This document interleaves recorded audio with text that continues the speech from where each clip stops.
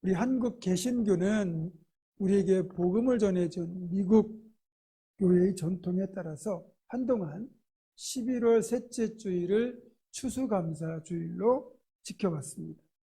그런데 우리는 농경민족 아니겠습니까? 그러다 보니까 우리에게 맞는 추수감사절기는 가을거지가 끝나는 10월 중순이나 하순 정도가 적당하지요. 이를 감안해서 우리 교단총회에서는 추석 때부터 시작해서 11월 셋째 주일까지 각 교회가 결정해서 알맞은 때에 추수감사를 지키도록 권고하고 있습니다. 우리 교회는 이에 따라서 전통적으로 10월 셋째 주일을 추수감사주일로 지키는데 그때그때 상황에 따라서 약간의 변동은 있습니다. 코로나가 있었을 때는 11월 셋째 주일에 지킨 적도 있습니다. 어쨌든 올해 2023년도 추수감사주일은 10월 넷째 주일인 다음 주일에 지키게 되는데요. 오늘은 추수감사주일을 한 주 앞두고 풍성한 감사가 가능하려면 어떻게 해야 하는지를 한번 여러분과 살펴보려고 합니다.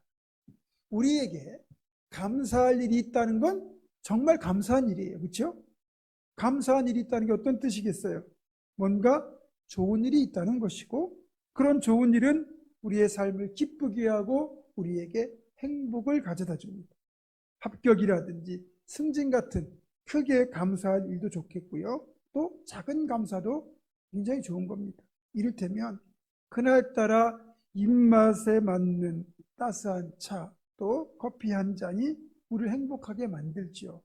좋은 사람들과 함께 나누는 담소, 또 포근한 잠자리에서 숙면을 취했을 때, 또 서로가 서로를 바라볼 때 밝은 미소를 띄워주는 그 모습만 같은 것들로 우리는 행복합니다. 그리고 이런 소소한 즐거움이 우리와 하여금 감사하게 만들죠. 그런데 만약 우리가 지금 처한 상황이 전혀 감사할 상황이 아닌 최악의 상황, 절망적 상황일 때도 우리가 감사할 수 있을까요? 갑자기 전쟁이 발발합니다. 언제라도 포탄이나 총알에 맞아 가족이 죽을 수도 있고 내가 죽을 수도 있습니다. 언제 다치거나 언제 집을 잃을 수 있는지 불안한 상황입니다. 갑작스런 폭우로 인해서 집과 가축과 전 재산이 떠내려가고 기근과 지진으로 인하여 잠잘 곳도 먹을 것도 없는 상황에 처할 수도 있습니다. 지금 전쟁 중인 우크라이나 접경지대, 그리고 지금 또 한동안 하이코가 되어버린 이 중동, 이스라엘과 팔레스타인 그 지역, 그리고 지진 피해를 입은 모로코라든지 폭우로 많은 것을 잃은 리비아라든지 이런 곳들이 바로 이런 절망적 상황 아니겠습니까? 한마디로 오갈 데도 없고 굶어 죽을 수도 있고 언제 죽을지 모르는 절망적인 상황이 지금 이들에게 펼쳐져 있고, 우리가 만약 이런 상황이라면 우리는 감사할 수 있을까요? 성경을 보면 욥이나 하박국이 처했던 상황이 이와 다르지 않습니다. 그런데 어떻습니까? 욥은 그런 상황에서도 여호와의 이름이 찬송을 받으실지니다라고 고백하고 있었고요. 하박국은 그럼에도 불구하고 나는 여호와를 인하여 즐거워하고 기뻐하고 감사하겠다고 고백하지 않습니까? 놀라운 사실은 결과적으로 그런 고통과 고난 중에서 그럼에도 불구하고 감사하고 있는 욥과 하박국의 감사가 결국은 진짜 감사로 이어졌다는 거예요. 절망의 상황에서 드렸던 이들의 감사, 그리고 이 감사 속에 들어있는 욥과 하박국의 감사가 얼마나 간절한 기도였겠습니까? 제가 2013년도 추수감사주일에 이런 제목으로 설교를 한 적이 있습니다. 가장 간절한 기도, 감사. 그때 제가 이렇게 설교 제목을 잡았던 계기는 그 당시 제가 이렇게 사용하던 SNS에 글이 하나 올라왔는데 그 글귀 중에 하나가 제 마음에 깊이 와닿았기 때문입니다. 그때 그 글귀가 뭐냐면 감사야말로 가장 간절한 기도다. 저는 이 말의 의미를 이렇게 해석했습니다.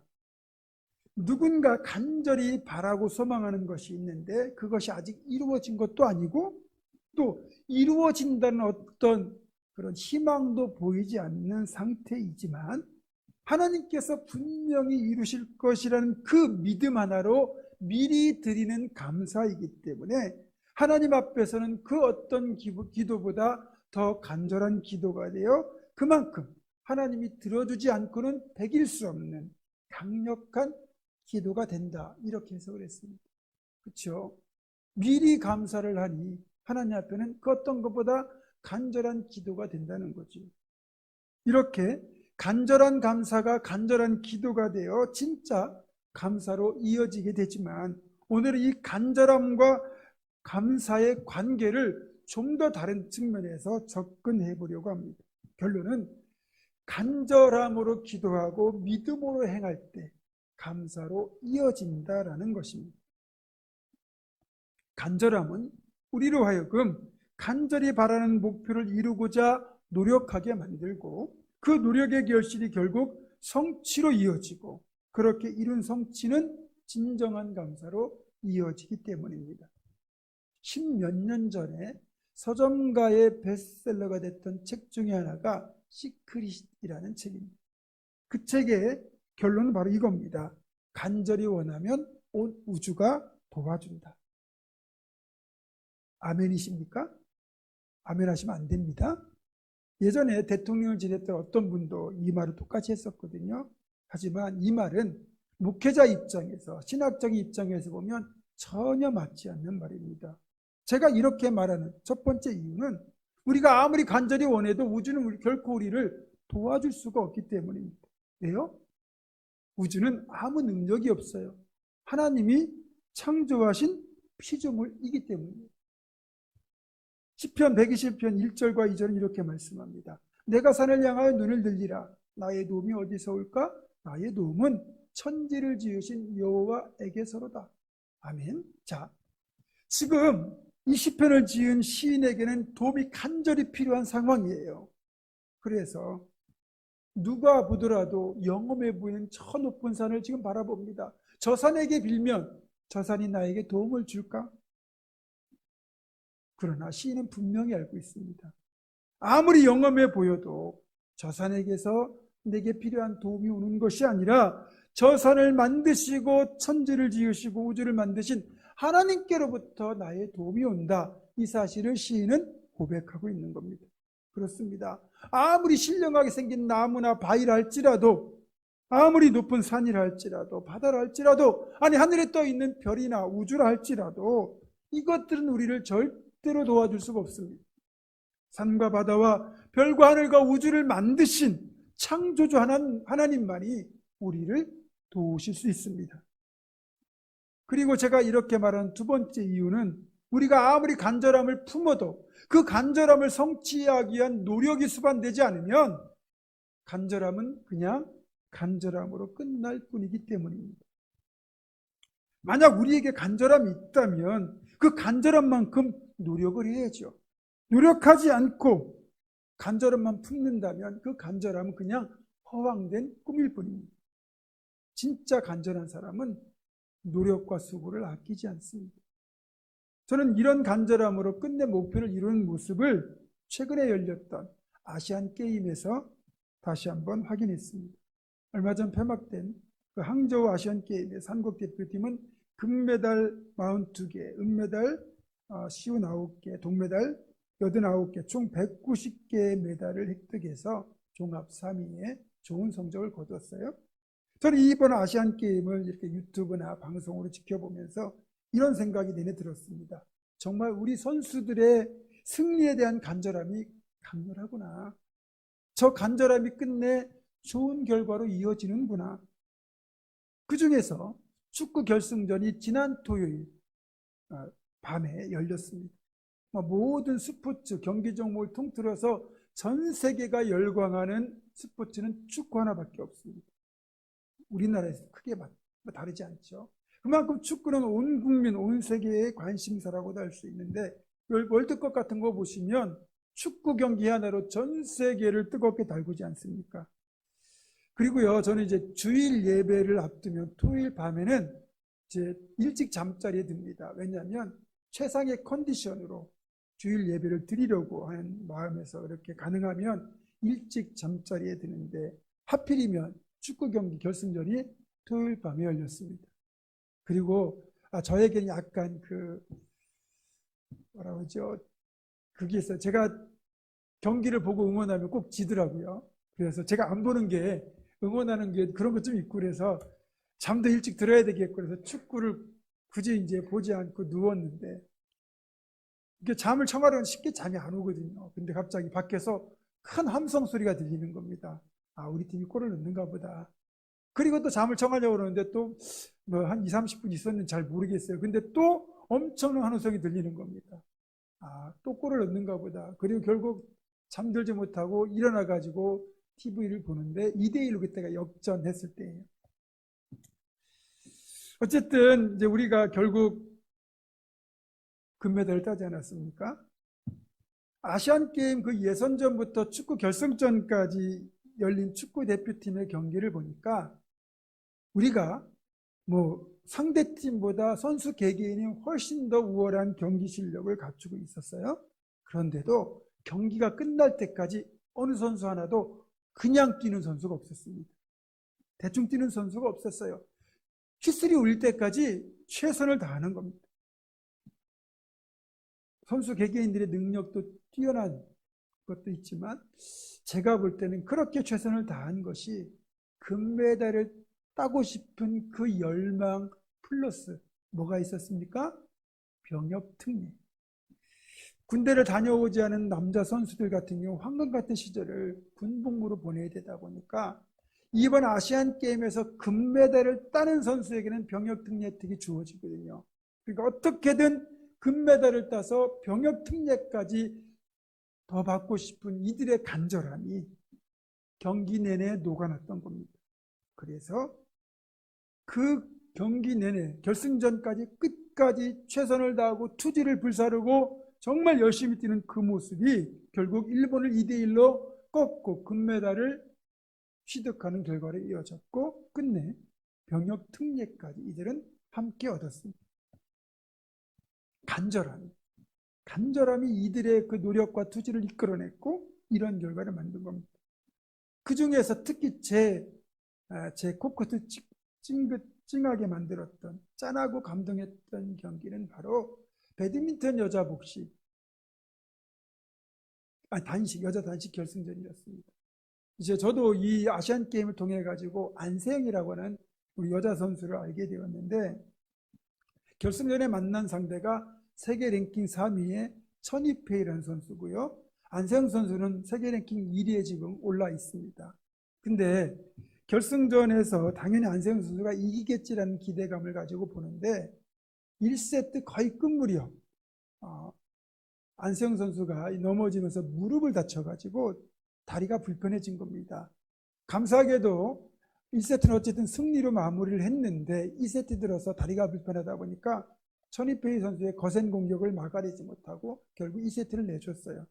3세트 들어섰는데 그 다친 몸으로도 투지를 불사르는데 결국 천이페이 선수가 먼저 지쳐서 나가 떨어지더라고요. 그래서 결국 안세영 선수는 29년 만에 아시안 게임에서 그렇게 여자 단식 금메달을 획득한 선수가 됐습니다. 그때 2세트 때 너무 이제 안세영 선수가 고통스러워하니까 경기장에 응원을 왔던 안세영 선수의 어머니가 기꺼나라고 몇 번 소리를 쳤답니다. 어머니의 마음은 딸이 고통 속에서 경기하는 게 너무 안쓰러워서 볼 수가 없어서 소리를 친 건데 안세영 선수는 그 소리를 듣지 못했대요. 그리고 나중에 이 얘기할 때 들어보니까 들었다고 해도 자기는 포기하지 않았을 것이다. 그렇게 얘기를 합니다. 근데 어쨌든 그 최종적으로 안세영 선수가 금메달을 따게 된 저는 결정적인 이유가 두 사람의 실력은 비슷합니다. 근데 승리에 대한 간절함이 안세영 선수가 더 강했다는 거죠.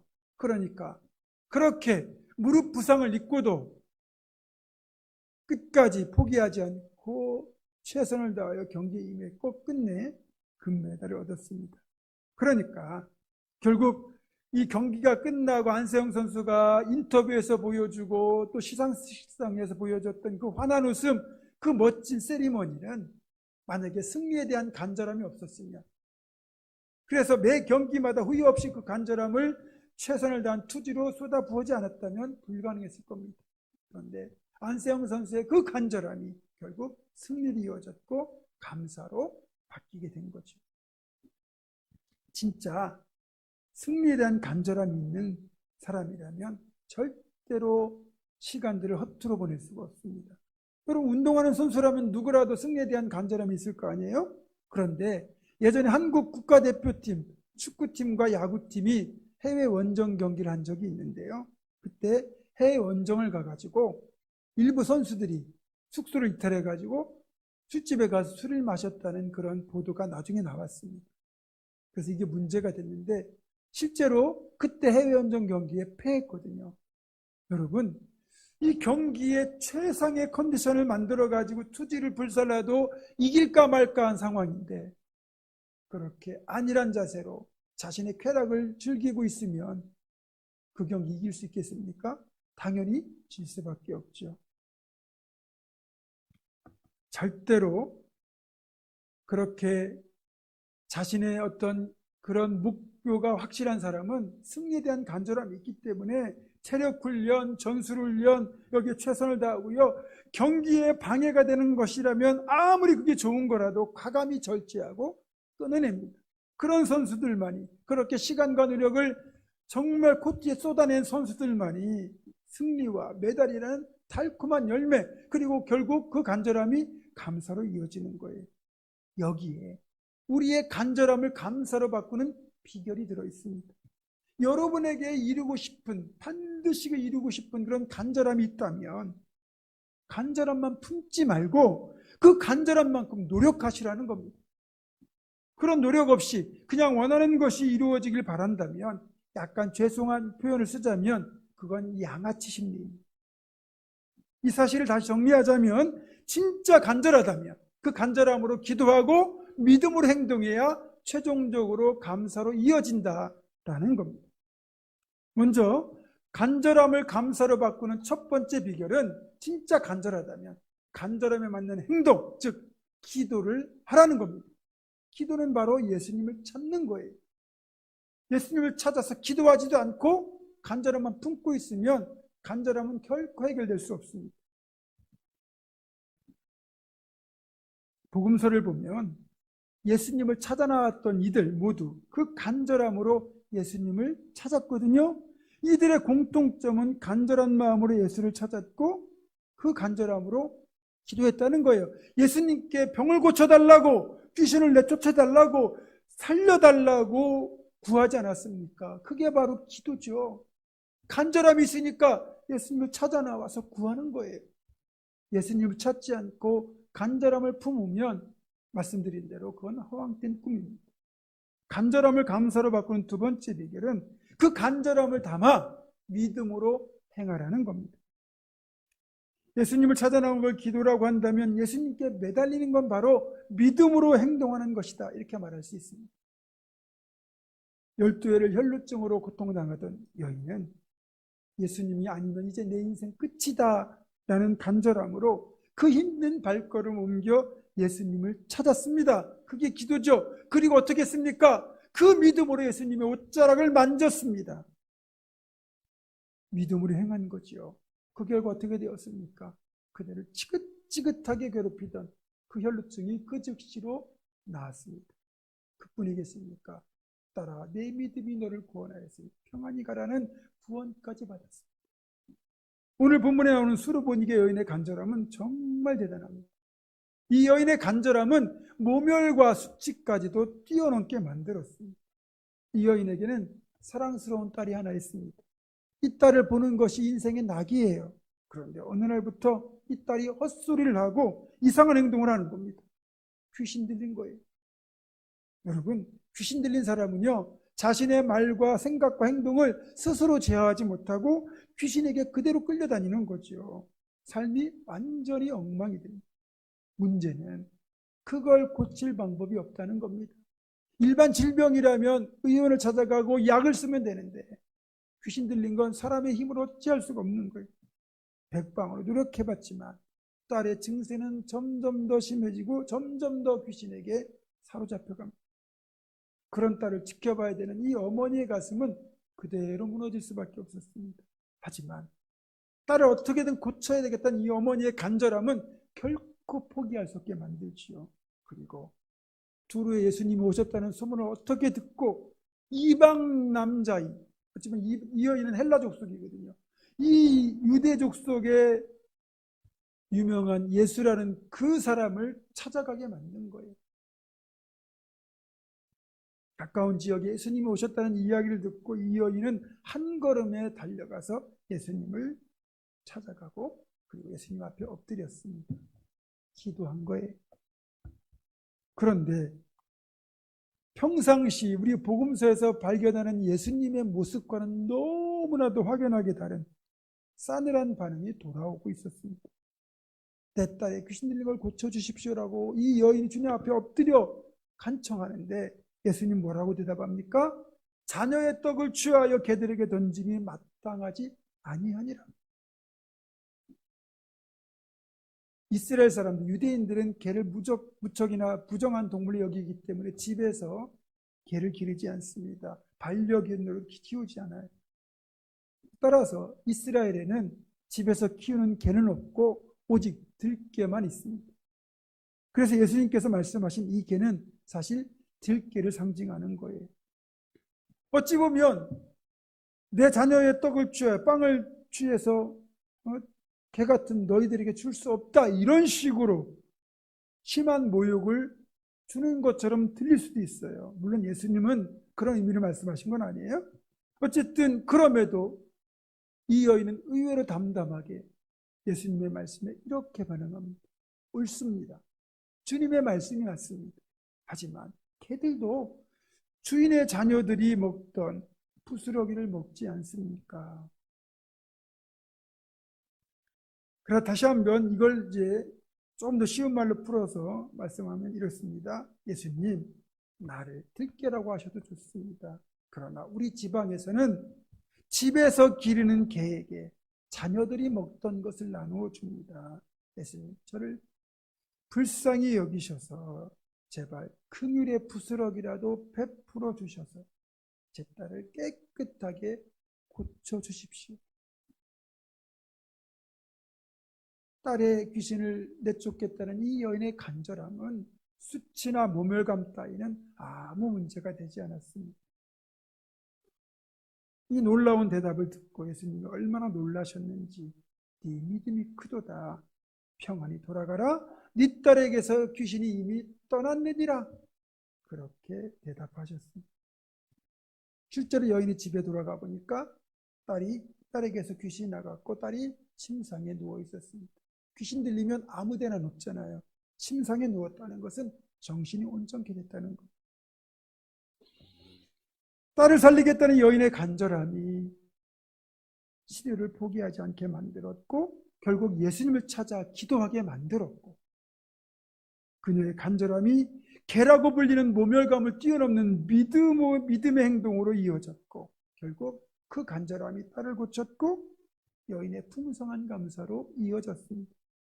이렇듯 진짜 간절함은 결국 엄청난 감사로 이어집니다. 자, 그렇다면 여러분에게는 어떤 종류의 간절함이 있습니까? 아니, 정말 간절함은 있습니까? 병고침에 대한 간절함입니까? 어떤 결핍을 벗어나고 싶은 간절함입니까? 관계 회복을 위한 간절함입니까? 아니면 뭔가 이루고 싶은 목표에 대한 간절함입니까? 하나님을 체험하고 싶은 영적인 간절함입니까? 이게 영적인 간절함이든 육적인 간절함이든 그 간절함이 긍정적인 간절함이라고 한다면 그 간절함을 여러분의 기도와 행동에 담아내셔야 됩니다. 더 많이 기도의 자리에 엎드리고 더 많은 간절함을 여러분의 삶에 행함으로 담아내셔야 합니다. 그런데 왜 기도하지 않으십니까? 하나님 앞에 죽기를 각오하고 간절하게 매달리지 않으십니까? 왜 믿음으로 행하지 않으십니까? 어떻게 되겠지, 어떻게든 되겠지 막연하게 생각하고 이루어지기를 바란다는 건 너무 아니란 태도 아닐까요? 한나를 보세요. 3000년 전 그 당시만 해도요, 결혼한 여성이 불임이라는 것은 하나님께 저주를 받았다는 낙인이 씌워지던 시대입니다. 그런데 그녀는 그 불임의 고통을 임신하고 싶은 간절함만으로 그냥 놔두지 않았어요. 그 간절함을 가지고 성소로 들어가 하나님께 기도로 매달렸습니다. 그리고 여호와께서 내게 구한 것을 들으시기를 원하노라는 그 엘리의 말을 하나님의 응답으로 믿고 집으로 돌아가서 남편과 잠자리를 함께하는 믿음의 행동으로 보였습니다. 결과 어떻게 되었습니까? 자녀가 없던 저주받은 여인에서 사남이녀를 둔 가장 복된 풍성한 여인으로 삶이 바뀌었고 그녀의 삶에는 늘 감사가 넘쳤습니다. 분명한 건 간절함을 마음에 품는 것만으로는 결코 이루어지지 않는다는 거예요. 간절하다고 말하면서 기도하지 않는다면, 간절하다고 말하면서 행동하지 않는다면 그건 정말 간절하지 않기 때문입니다. 진짜 간절함이 있는 분이라면 그 간절함을 가지고 믿음으로 하나님의 도우심을 구하며 발걸음을 내딛고 행동하셔야 합니다. 그런 사람에게만 하나님이 그 간절함을 이루어 주시는 거예요. 결론을 맺습니다. 모든 것이 내가 바라고 소망하는 대로 잘 풀리고 형통해서 드리는 감사도 좋은 감사지만 정말 내가 이룰 수 없고 해결할 수 없을 것 같았던 절망적 상황에서 품었던 그 간절함이 기가 막힌 하나님의 도우심으로 성취될 때 그때 드리는 감사는 그 어떤 감사도 비교할 수 없는 가장 감동적이고 풍성한 감사가 되는 겁니다. 사랑하는 성도 여러분, 진짜 간절하다면 믿음으로 기도하고 믿음으로 행하십시오. 또 하나님께 드리는 감사에도 그 간절함을 담아서 드리시기 바랍니다. 진짜 간절한 사람은 하나님께 감사의 예물을 드릴 때도 그 간절함을 예물에 담아서 드립니다. 과부의 두렛돌이 바로 그랬습니다. 다음 주에 드리는 추수감사 예배로 나오실 때 여러분의 간절함의 크기에 따라 한 주간 더 많이 기도하시고 또 여러분이 바라는 간절함의 크기에 따라 그에 합당한 감사를 드리십시오. 그래서 여러분의 그 간절함이 최종적으로 여러분 자신에게 이루 말할 수 없는 풍성한 응답이 되어 더욱 넘치는 감사로 이어지기를 주님의 이름으로 축원합니다. 기도하겠습니다. 우리의 간절함을 헤아리시는 아버지 하나님, 우리로 하여금 간절함을 담아 더욱 기도하고 간절함을 담아 믿음으로 더욱 행하게 하셔서 정말 간절하게 기도하고 행하는 모든 이들에게 주시는 풍성한 응답의 주인공이 다 될 수 있도록, 그래서 더욱 감사가 넘칠 수 있도록 이끌어 주시옵소서. 예수 그리스도의 이름으로 기도드립니다. 아멘.